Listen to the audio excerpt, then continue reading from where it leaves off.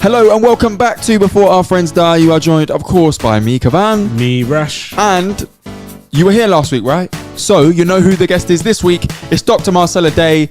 We spoke to her last week about domestic tourism in the UK and why perhaps only 0.1% of ethnic minorities actually engage in activity. A very fascinating and interesting conversation I fully recommend you check out on Before Our Friends Die here on the akhi&saltfish Digital Network. But for now, you know what we like to do. We like to get someone on, talk about a subject they like, and then we like to ask them these questions to get to know them a little bit more. Who is the real Dr. Marcella Daye? You strip away the research, you strip away the job role, you strip away the history. Who is the woman? And you're going to find out the answer to that on this episode right now. Let's get stuck in. First question I've got for you. So this one throws people off a little bit. You don't need to mention their name. It would be nice to know what they do job-wise and career and everything like this. Who is the richest person in your phone book? Oh, my God. Ooh. Oh. Do I don't have to say a name? No, you don't have to say a name. You don't have to say a name. You can if you want, but yeah, you don't have to. The richest person in my phone book, when last I checked. Oh, my God. Where you guys come up with these questions from, man? We met a billionaire. Well, we didn't meet, but someone that we interviewed knows a billionaire who owns a weed factory or something in like Dubai. That. In Dubai. In the weirdest place ever, weird Dubai, but yeah. So it's just a fun question. I don't know if I'm that well connected. But when you think of riches in a certain way, if you don't mind me doing it a little different way. Go for it, yeah. I know somebody who is just content with life. And when it comes to the birthday, you don't know what to buy them because they have everything. And just seem to be so fulfilled in a sense. May not poor in terms of not having, stuff, material, have the benefits of everything that we want in life, a good house, car, whatever that person has. I'm trying to be like that person. That person has it. But what I find that to make me think about that person has been rich is because they just don't seem to need anything or want anything. Just a sense of fulfillment. I think that's a hard thing to achieve in life 100%. Because you find that people like, some people are very rich, but when you're around them, they just seem needy. Mm-hmm. Yeah. It's like, and there's just this kind of insatiable need for more or something. I think you're very rich if you can come to a place where, yes, you do have life comforts, yeah? You do have quality of life. You're content. And I'm thinking of that person. And you know what? That is potentially one of the most deep answers we've had because, like I said, we've heard from people who know billionaires. Professor Jason Arday, his brother is a broker and he knows another broker as well. There's a few other people who mentioned people who have, CFOs, chief financial officers, some real highfalutin roles. However, to mention someone who is content with what they have is rich of the soul, and that, to our listeners, may be the richest person in your phone book. Think about that. Yeah, I would love to be like that. Perfect, isn't it? Second question I've got for you. Who has the most potential that you know? So I think Kavan said his brother. Yeah, my brother and my sister who are trained to be dentists.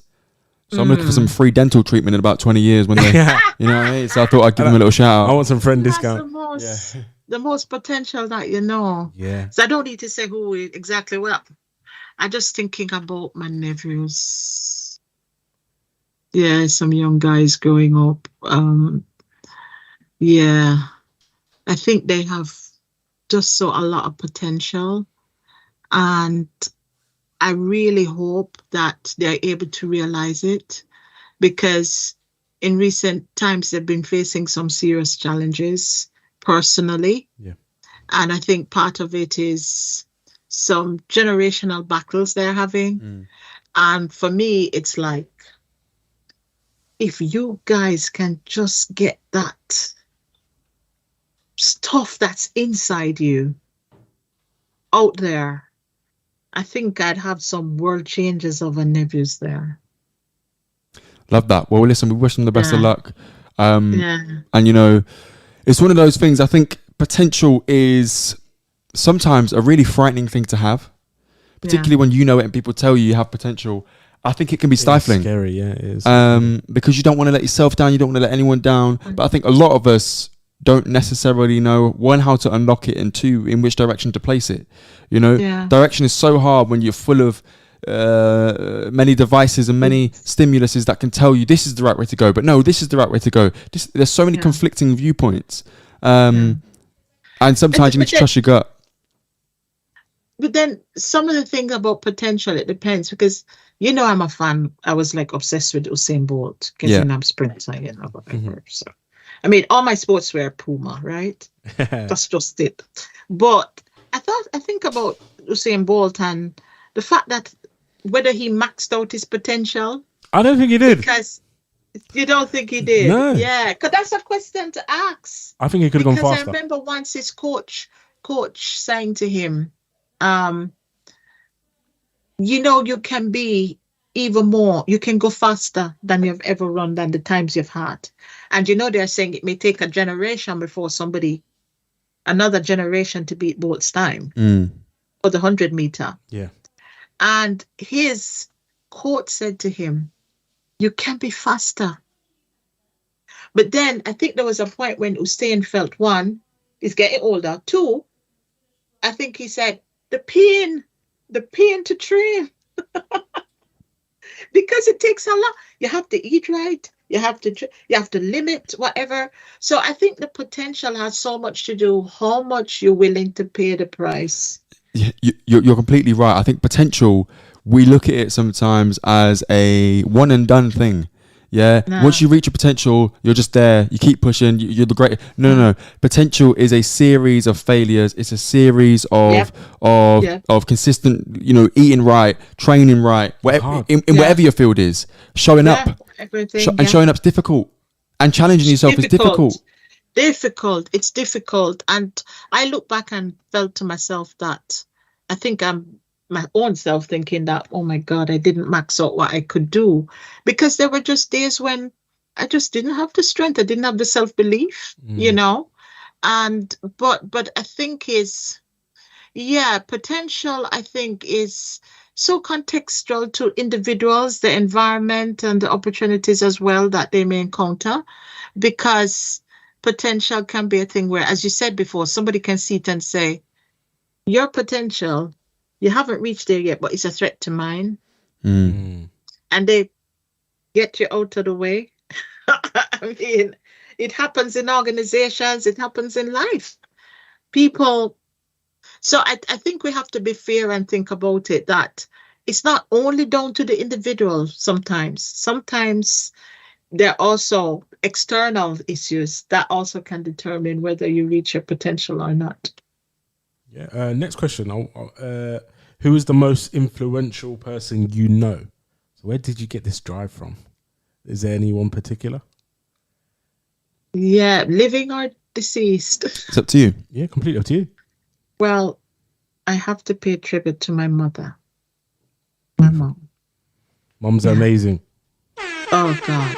And this year was particularly tough for me because on the 22nd of February, it was the anniversary of her death. And I only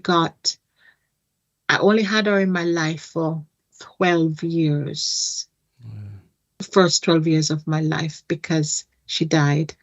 And she died at the age that I am now. Wow. So it was a bit tough for me this year, remembering that. But every time, as I think about potential, every time I think about giving up, I remember my mother. And I say, I can't. I'm not finished yet. And even though she was able to impact me and my siblings, I was the youngest of 5, or I am the youngest of 5. The eldest is 20 years older than me. So my mom had quite a bit of range of time having kids, as quite a number of women in the Caribbean. But the thing about, again, the nearest sibling to me is 8 years older than me. And then I only had her for 12 years. But I think that those 12 years was such a set apart from my life that where a lot of people were predicting when I was 12, then I lost my mom. It's a formative age. Everybody said, that's going to be a teenage pregnancy. Those were all these doom stories. You don't have your mother around. And the following year, my dad died. So by the time I was 13, I was orphaned. Wow. And there were all these stories of negative, the stories that can happen. And for myself and for all of our siblings, it never happened. Amazing. That's a tremendous woman, that what she invested for the time that we had her was so profound that it has caused us to carry that on for our lifespan. And here is the point.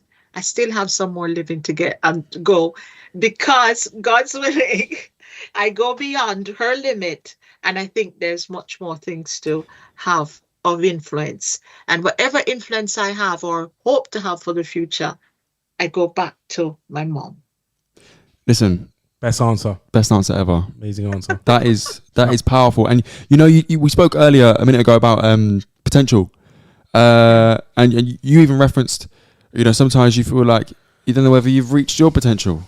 Yeah. Now, to then say in the next answer that you are now surpassing your mother in terms of age, Yeah. Marcella, every day you are fulfilling that potential, because, like you say, the stories could have been way more ominous than they turned out. A lot of people predicting that it wasn't going to happen. And look at it now. It's happening. Yeah, So it is. yeah, just proud of you, and genuinely pleased to see where you made it to, because this is history in the making. Yeah. Very. Shout out to your mum, and shout out to all the mothers out there. Yeah. Next question I've got. It's getting my eyes getting blurry there. You're at your best when you are. So I said it's when I'm full, I'm happy.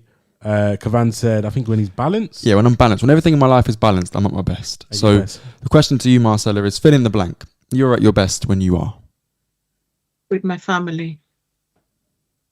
And I think particularly because I'm not with them most time, and that a lot of my lifetime over the last 20 years I've been in another place than my immediate siblings. You have to understand that being orphaned young, we clung to each other. Yeah.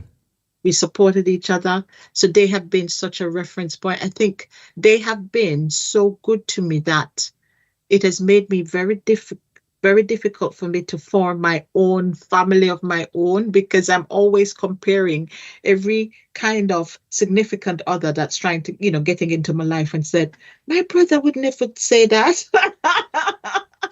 Because they really sheltered me. I was baby sister to them. So they put such a high bar for love and affect. I think I'm at best when I'm with them. Another beautiful answer. Next question I've got. One thing you never regret doing.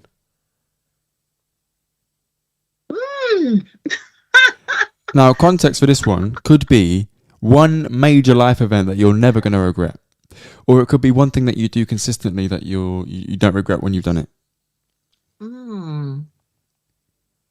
Oh my God. What I have no regrets about. Oh yeah, I tend to be someone, I think I'm kind of plagued with a kind of perfectionist kind of thing. So I'm one of those who, I've written this, I write a blog, and I look back at it and I say, that sentence. So I tend to be kind of reflecting always with a way to feel that it should have been better. Say the question again to me. One thing you never regret doing. So what I never regret doing? Yeah. I never regret in terms of my decisions in terms of my own faith, and some of the decisions I've had to make concerning my faith. There are some times when I got it wrong, but there are some times when I made the right decisions in terms of my commitment into what I believe in terms of my faith. And for that, I don't think I would have any regrets. I don't think I have any regrets as well in recent times to put it in a little more context. So that's fundamental. Yeah. That's the premier one. But then there's some other things that I don't have any regret. If you don't mind me kind of mentioning another one, which is my work now in terms of race equality activism. Mm-hmm. It is brutal. It's tiring. And at times I'm saying, what the heck? But you know what? No regrets. If I had to do it again, I'll do it again. And I don't think that chapter, I've finished writing it, in terms of my race activism, race equality activism. I don't have, people say when you're going to that, you're going in for career suicide.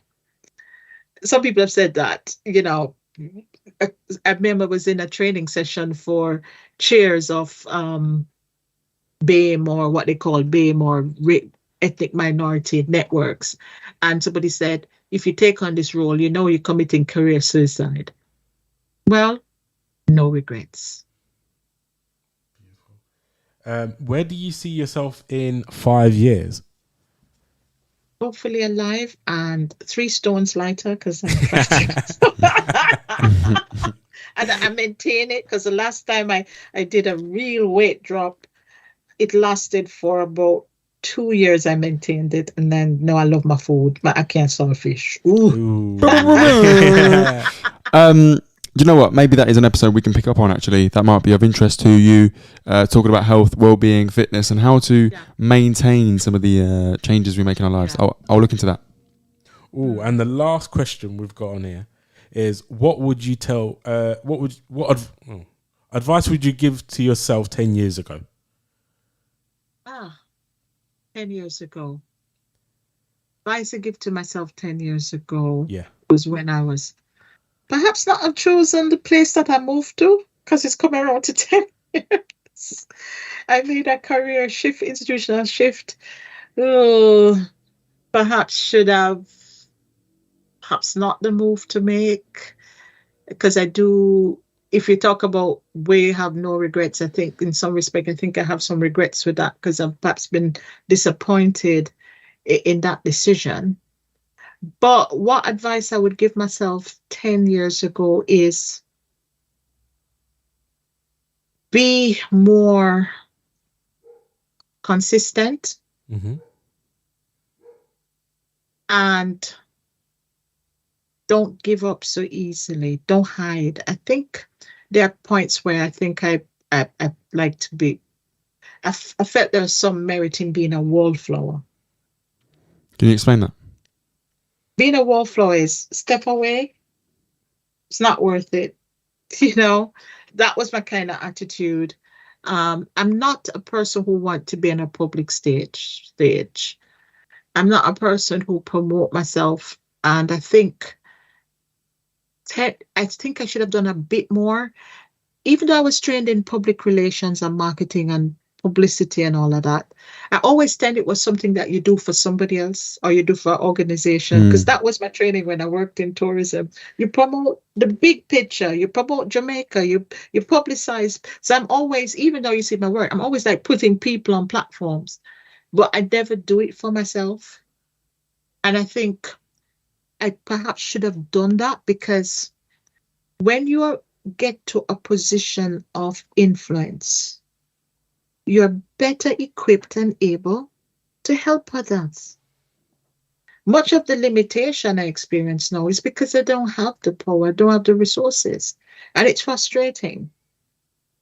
And I take responsibility for that, because if I'd seen myself in that and made a clear plan of action, you know what I'm saying? Be more consistent, be more focused, to say, and committed in a sense to the cause, to say, in the promoting of stuff, remember yourself.